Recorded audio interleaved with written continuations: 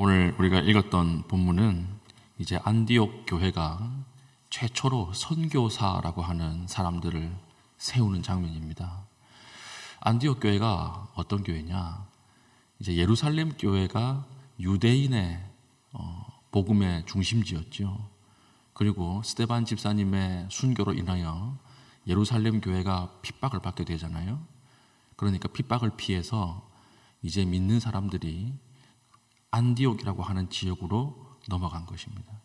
그러니까 이제 불을 때리는 거랑 똑같아요. 우리가 횃불, 캠프파이어 할 때 불을 때리면 꺼지라고 막 때리는데 꺼지는 것처럼 보이다가도 옆으로 튀어나가죠. 불씨가 튀어나가서 주변을 다 태우고 나중에는 더 큰 불이 되잖아요. 복음이 이런 능력이 있습니다. 때리면 그 핍박으로 인해서 복음이 더 커져요. 그 당시에 가장 큰 도시가 로마, 그 다음에 두 번째 큰 도시가 이집트의 알렉산드리아라고 하는 도시가 있었고, 세 번째가 안디옥이었거든요.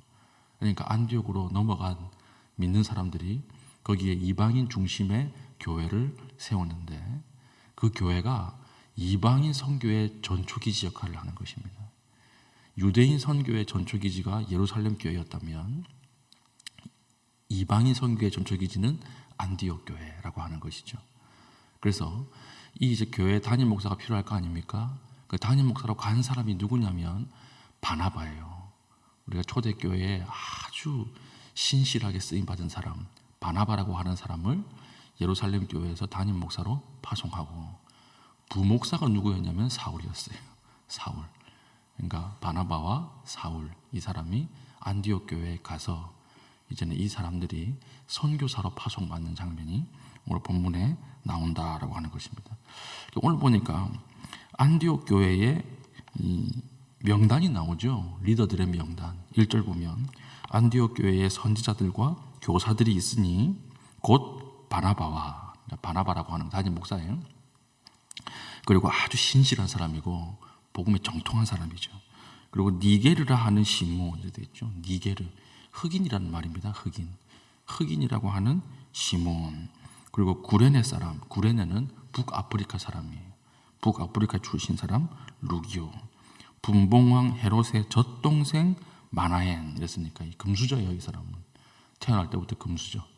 헤롯의 젖동생 마나엔이라고 하는 사람이 있었고, 그리고 사울, 유대인이었고 복음을 처음에 핍박했던 사람이었죠.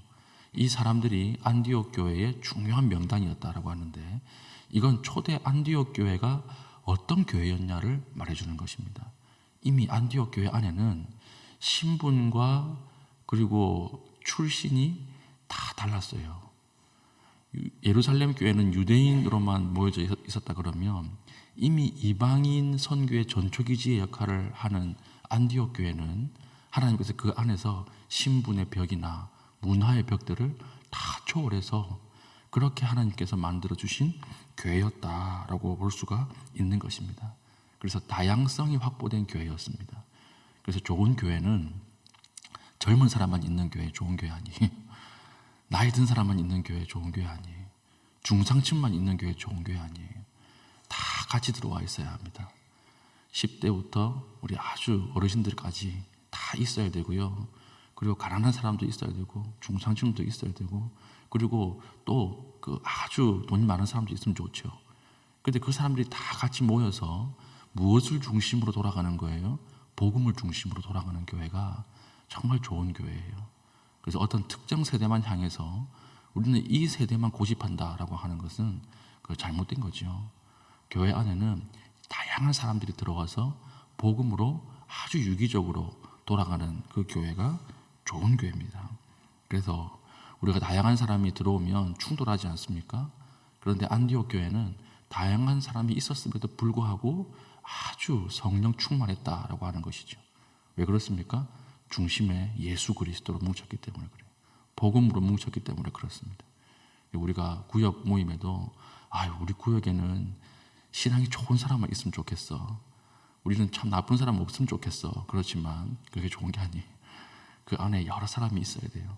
신학이 약한 사람도 있어야 하고, 그걸 끌어주는 사람도 있어야 하고, 다혈질인 사람도 있어야 되고, 아주 소심한 사람도 있어야 되고, 그렇게 해야 됩니다. 그러니까 MBTI로 보면 다 있어야 되는 거예요.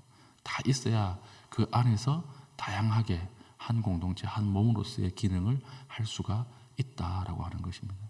그래서 소심한 사람들만 있으면 어떻게 되겠어요? 침울해져요. 침울해지고.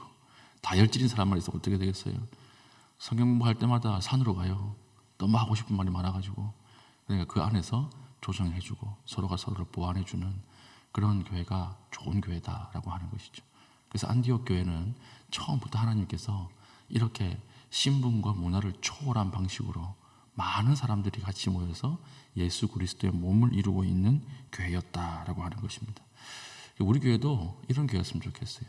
우리 교회도 많은 사람들이, 다양한 사람들이 들어와서, 우리 교회에 들어오면 안 되는 사람들 없죠. 그렇죠. 누구나 들어올 수 있어요. 누구나 복음을 들을 수 있습니다. 그런 교회가 되었으면 좋겠고, 또 여러분들의 삶 자체도 오늘 하루 많은 사람들을 만날 텐데, 저 사람은 왜 저러나 그렇게 생각하는 것보다 이런 다양성 속에서 복음이 더 확장된다라고 하는 생각으로 품을 수 있기를 예수님의 이름으로 축복합니다. 그래서 이제 이 초대교회 안디옥 교회가 이제 최초로 선교사라고 하는 것을 파송하거든요. 선교사. 그 전까지는 선교사라고 하는 개념이 없었어요. 없었는데 이제 신생, 태어난 지 1년 된 교회입니다. 1년 된 교회. 근데 1년 된 교회에게 선교사라고 하는 엄청난 직분이, 사역이 주어진 거예요. 근데 누가 헌신합니까? 진짜 신기하게 담임 목사와 부목사가 가는 거예요. 우리 교회로 치면 저하고 고진혁 강사님이 선교사로 가는 거예요. 그러면 교회는 어떻게 됩니까? 안디옥 교회는 어떻게 돼요? 다 하나님의 계획이 있겠죠. 이걸 보면 선교는 누구의 사역입니까? 성령 하나님의 사역이에요. 선교는 사람이 하는 것도 아니고 성령 하나님의 사역이 되는 것입니다. 제가 지난 주에 광고했듯이 우리 그 K 선교사님 있죠? K 선교사님 우리 차량 미얀마에서 사역하시는데, 미얀마가 지금 너무나 이 폐쇄적인 세상이 사회가 돼가지고 지금 뭐 수입이나 수출을 못하게 되어 있습니다. 내전 때문에. 그래서 차를 사야 되는데 그 세상에 2007년식 스타렉스가요 2천만 원이래요. 2천만 원. 너무 물가가 올라가지고 선교사 개인이 살 수가 없는 돈이에요. 그래서 제가 기도하다가 우리 모금을 하지 않았습니까? 근데 그 모금액이 450만 원이 나왔다는 거예요. 450만 원. 우리 안 믿는 사람은 아시겠지만 우리 교회 교인이 아닌데도 보내주시는 분도 많았고, 그래가지고 다 해보니까 450만 원이 나왔어요. 그래서 기쁜 마음에 전화를 하니까 딱 맞게 떨어진다는 거예요. 딱 맞게. 거의 딱 맞게 하나님이 채워주실 것 같다. 이렇게 말씀을 하는 거예요. 사람이 하는 거 아닙니다. 선교는 누가 하시는 거예요? 성령께서 하시는 거라는 거예요. 그래서 2절 보세요. 주를 섬겨 금식할 때에, 안디옥 교회가 주를 섬겨 금식할 때에 성령이 이르시되 내가 불러 시키는 일을 위하여 바나바와 사울을 따로 세우라 하시니. 성령 충만한 결과 성령께서 두 사람을 지명했다라고 하는 것입니다. 3절 이에 금식하며 기도하고 두 사람에게 안수하여 보내니라 그랬죠. 성령이 주체예요. 하나님이 선교의 주체예요. 우리가 아니에요. 그리고 4절 보니까 두 사람이 성령의 보내심을 받아라고 했습니다. 안디옥 교회 교인들이 보낸 거 아니에요. 누가 보낸 거예요? 성령 하나님이 보내신 거예요. 선교의 주체는 하나님이세요. 하나님의 일을 하나님이 하시는 거예요. 거기에 동력을 누구랑 하시는 것입니까? 사람들과 동력하시는 거지. 주체는 하나님이에요. 우리 입장에서 보면 하나님께서 우리와 동력하기를 원하신다라고 하는 것입니다. 그래서 우리가 복음을 전할 때 우리가 준비되고 우리가 하나님 앞에 담대하게 나가는 것이 아니라 우리가 필요한 건 뭐예요? 성령을 의지하는 마음이에요. 하나님을 신뢰하는 마음이다라고 하는 것입니다. 철저하게 선교는 성령의 사역이고, 그리고 우리는 순종하기만 하면 되는 것이죠. 순종하면 우리를 통해서 복음이 확장됩니다. 우리 사도행전을 통해서 계속 보는 것이 무엇입니까? 아무리 핍박이 강해도 복음은 확장된다라고 하는 것이죠. 처음에 예루살렘에서 시작된 복음이 이제는 유대와 사마리아를 넘어서 이제 어디로 확장되고 있습니까? 전 세계로 확장되는 모습이 오늘 본문에 기록되어 있잖아요. 복음은 아무리 핍박을 하고 아무리 가두어도 복음 자체의 능력이 있기 때문에 그 복음을 들은 사람들은 정상적으로 살 수가 없어요. 어떻게 정상적으로 삽니까? 복음을 들은 사람들이 하나님 앞에 돌아오고 헌신하는 일들이 일어납니다. 우리 가정에 복음을 들어야 할 사람들이 있죠.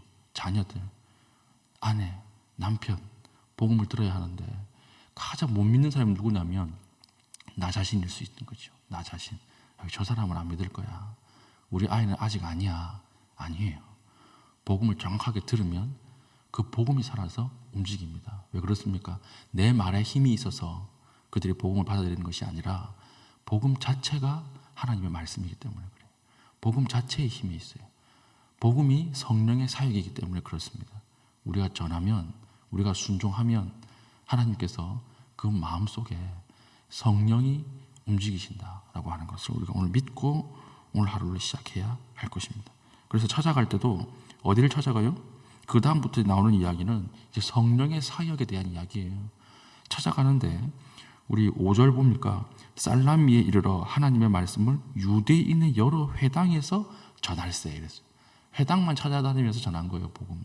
왜 그렇습니까?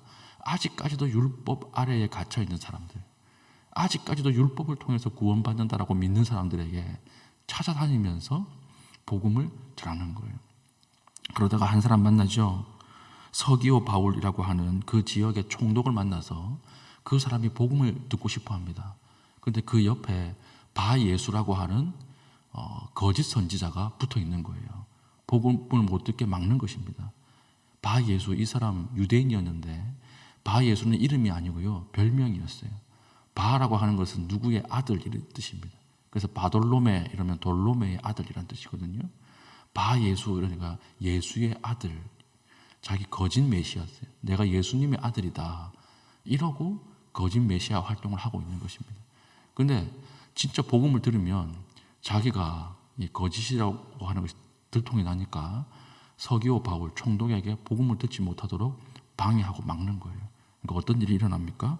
사울이 이 사람을 맹인으로 만들어버리죠. 이 사람이 맹인이 되어버리고 나서 그 뒤에 어떻게 끝나요? 12절 이에 총독이 그렇게 된 것을 보고 믿으며 주의 가르치심을 놀랍게 여기니라. 이것이 성령의 사역이에요. 아무리 방해하는 사람이 있고 핍박하는 사람이 있더라 하더라도 복음은 복음 자체의 힘이 있어서 복음이 사람을 변화시킨다라고 하는 것입니다. 이것을 우리가 믿고 나아가야 하는 것이죠. 우리가 하나님 앞에 복음을 전하지 못하는 사람이 아무도 없습니다. 우리가 오늘 나가는 모든 일이 하나님의 복음과 연관된 일이고, 그리고 만나는 모든 사람들이 전도의 대상이에요. 우리가 하나님 앞에 기도하는 가운데 성령을 의지하는 마음으로, 성령과 동행하는 마음으로 오늘 일어설 수 있도록 기도하고 성령께 충만함으로 또 세상 가운데 나아가서 복음 전하는 이 사역을 잘 감당할 수 있는 믿음의 선한 백성 될 수 있기를 축복합니다. 아멘. 기도하겠습니다. 이 시간 기도할 때 하나님, 우리 교회가 성령으로 깨어있게 하시고 하나님 복음의 한 마음으로 순종하게 하여 주시옵소서. 하나님 성령을 의지합니다. 주님께서 먼저 가시고 그들의 마음으로 움직여 주시옵소서. 기도한 이후에 개인적인 기도의 제목을 가지고 기도하시고 자유롭게 돌아가시겠습니다.